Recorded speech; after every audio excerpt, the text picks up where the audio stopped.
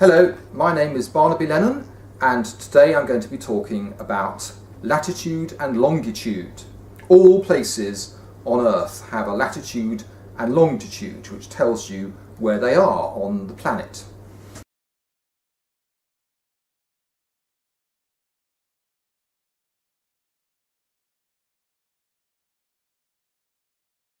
So let's start with latitude. So latitude is a line drawn around the Earth which tells you how far north or south of the equator a place is. The equator, you will know, is a line which goes around the middle of the Earth at its widest point. And all the other lines of latitude are lines north or south of the equator. That's the North Pole on the top. There's the South Pole on the bottom. And these are two special lines north of the equator, the Tropic of Cancer and the Arctic Circle. They're at 66 degrees north and 23 degrees north.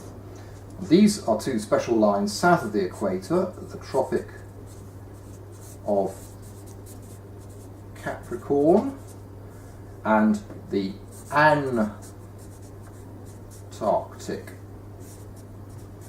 Circle. This is the Antarctic and this is the Arctic here.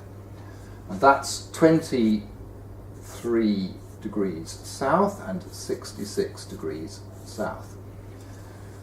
Now, let's talk for a moment about what these lines of latitude actually mean. Let's have a look at this globe here.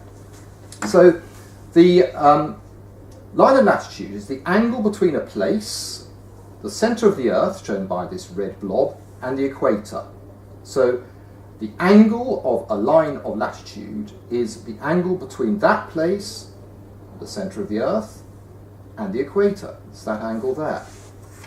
So the equator is at 0 degrees. The Tropic of Cancer at 23, the Arctic Circle at 66, and the North Pole is at 90 degrees. 90 degrees to the equator. And the same with the southern hemisphere. The South Pole is 90 degrees south of the equator. So the range of values is from 0 to 90. And because each line of latitude covers quite a big distance between one and another, the lines of latitude are themselves broken up into 60 minutes, and each minute is broken up into 60 seconds. So the Tropic of Cancer, to be completely accurate, 23 degrees, 26 minutes and 16 seconds north of the equator. Everywhere north of the equator is in the northern hemisphere, and everywhere south of the equator is in the southern hemisphere. And before the invention of sat-nav, people were able to measure their latitude by using an instrument called a quadrant, which they pointed at the sun or a star, measured the angle to the sun or the star, and then looked up in a published table which told them their latitude. Now longitude is a measurement which tells you how far east or west you are of a line which goes through London. This is called the prime meridian. So let's mark on the United Kingdom there. And this line, the prime meridian, goes right the way through Greenwich, as fixed as being what's called the prime meridian at a meeting in 1884 where the various countries involved agreed that would be 0. And that is 0 degrees. And it goes right the way through the North Pole and then round the other side of the Earth. And on the other side of the Earth is actually 180 degrees. Let's have a look at a different globe to show you how longitude is actually measured.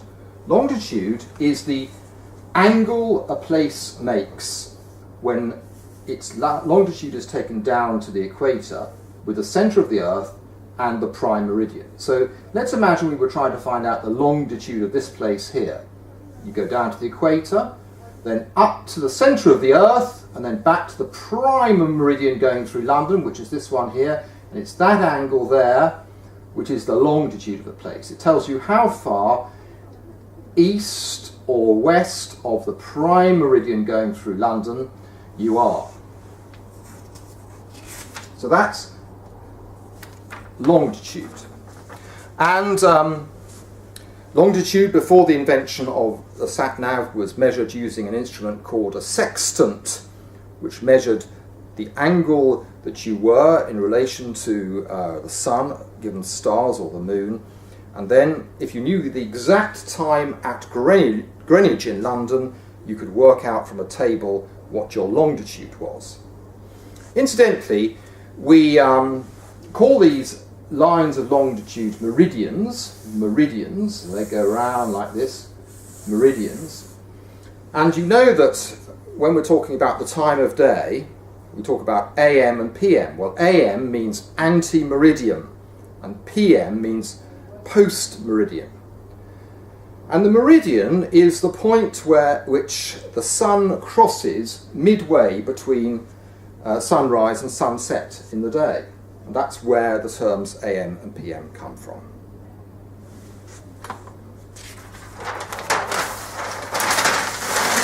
Let's talk for a moment about the seasons. The Earth is tilted at an angle to the sun. So this is the sun here. This is the Earth in June, with the northern hemisphere pointing a bit towards the sun. Here is the Earth in January. And you can see that the northern hemisphere is pointing a little bit away from the sun. So that's why the northern hemisphere is warmer in June and colder in January. In June, in the summer, the northern hemisphere points towards the sun. In January, the northern hemisphere points away from the sun, and of course the exact reverse is true of the southern hemisphere. In June, it's pointing away from the sun, so that's their winter. In January, it's pointing towards the sun, so that's their summer. And we've already talked about the Arctic Circle and the Antarctic Circle. What are these special lines of latitude? The Arctic Circle, the Tropic of Cancer, the Tropic of Capricorn, and the Antarctic Circle. Well, the Arctic Circle is the line which marks the point where, on at least one day of the year, there is no daylight in the winter. Because in the winter, all of this part of the globe is pointing away from the sun in January, and so on at least one day of the year at the Arctic Circle there is no daylight at all. The sun does not get above the horizon.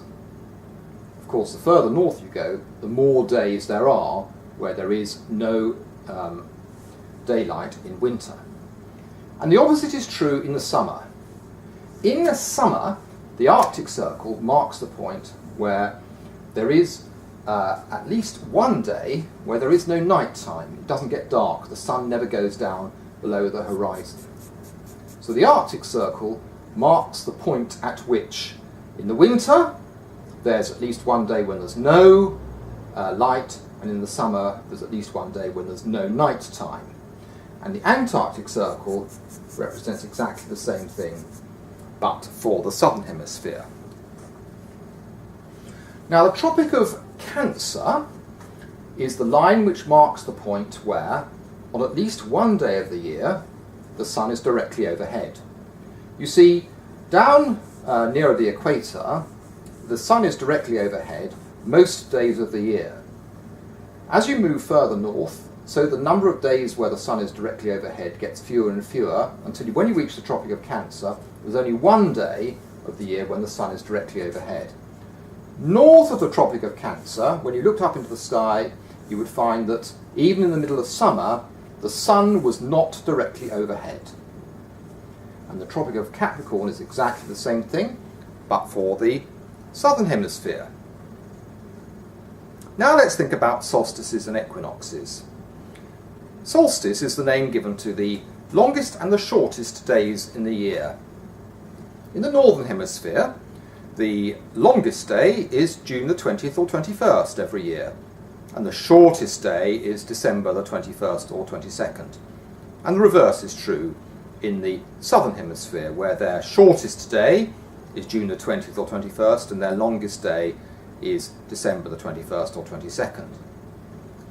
So the solstices are the longest and the shortest days in the year. The equinoxes are the days when there is exactly 12 hours of sunlight and 12 hours of night all over the earth. The spring equinox is on March the 20th, and the autumn equinox September the 22nd or 23rd. So the equinoxes happen twice a year, when the day and the night are of equal length. And that's latitude and longitude.